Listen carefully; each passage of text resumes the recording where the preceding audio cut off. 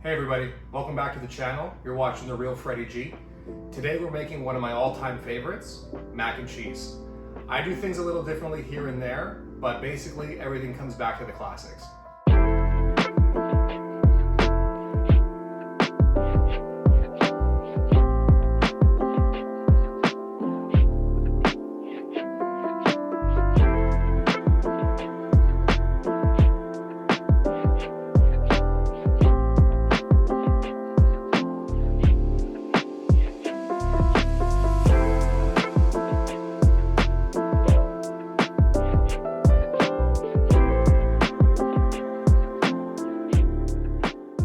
What you're going to see today is how to make a Mornay sauce.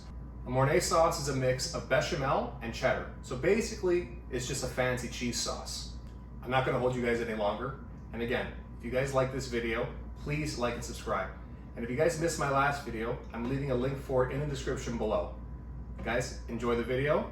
See you afterwards. Hey everybody, so here's all the ingredients that are going into this dish. As you can see, it's not a whole lot, but the final product is absolutely amazing.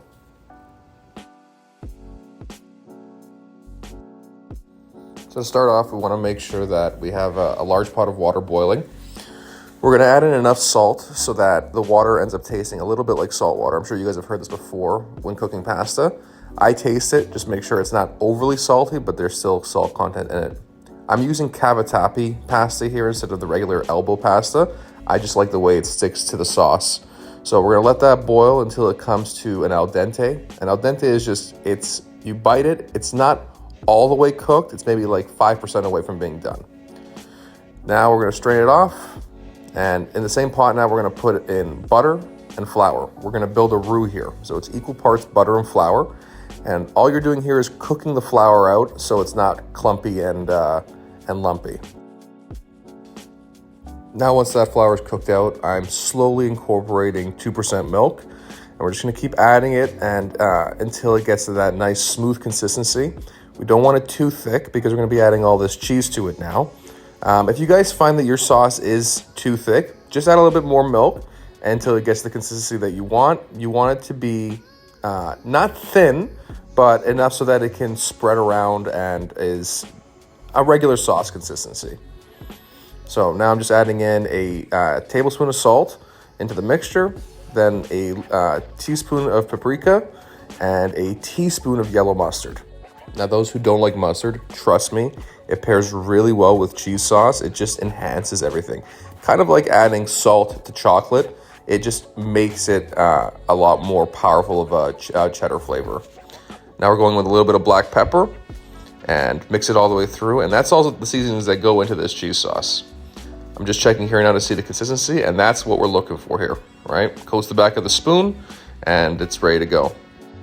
For the breadcrumb topping here, I've just got a bit of butter. We're gonna melt that off, get it all the way melted, and then I'm adding in our Panko breadcrumbs. You can use other breadcrumbs. I just like the texture of Panko. I think it gives a better crisp to it at the very end. You're gonna incorporate that, mix it around, and you're gonna start seeing your breadcrumbs turning brown. You don't wanna go too dark on this since it's going back in the oven afterwards, so I'm just going for a light toast right now. Once they're done, you're gonna take all the breadcrumbs out, lay them out on a bit of paper towel just so that it strains out. You don't want it too oily, but it's just enough that it crisps in the oven. Now I'm just cutting up the garnish for the dish.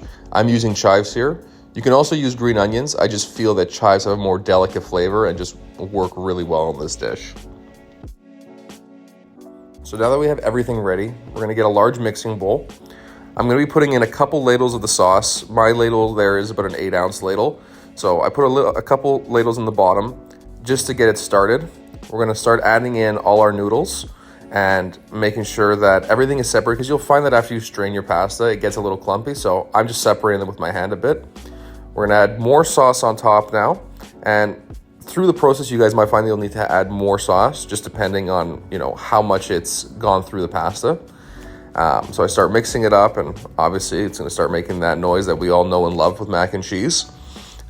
Once all the sauce is incorporated, I start adding half the chives that I cut up earlier, and then I'm gonna add half the cheddar that I've shredded here, and all that's doing is, as soon as that thing goes in the oven, we're gonna start getting that real melted cheese consistency that everyone loves to see in a macaroni and cheese.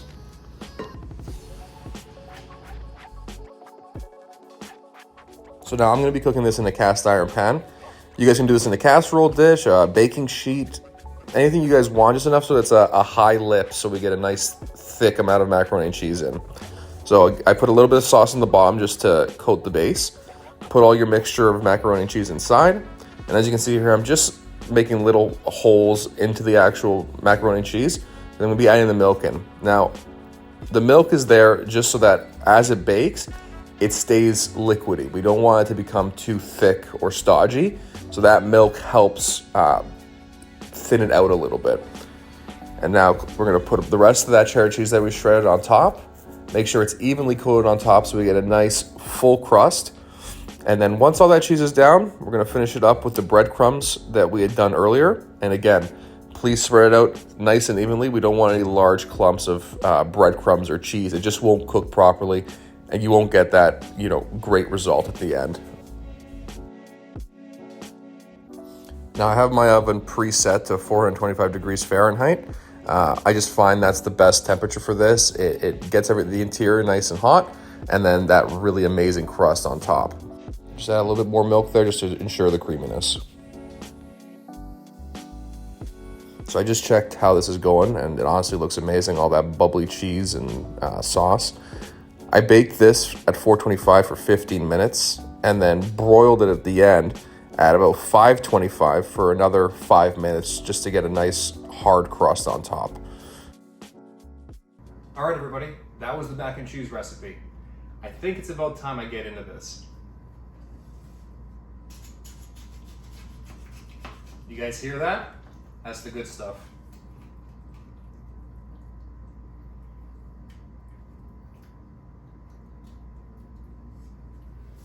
We're gonna just finish it up with those chives that I left over from earlier.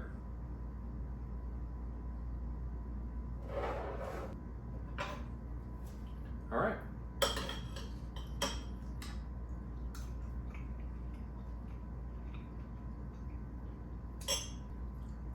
That amazing strong cheddar flavor is just going through this entire dish.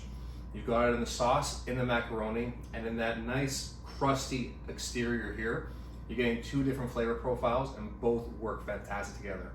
And I don't do this often, but I just decided to do it with this recipe this time. Was throw these chives in here, and honestly, it makes a huge difference. It's fantastic.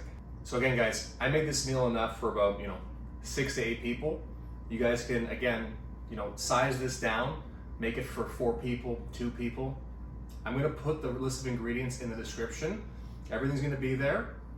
Just decide to half it, quarter it, whatever it may be, in order to suit your needs.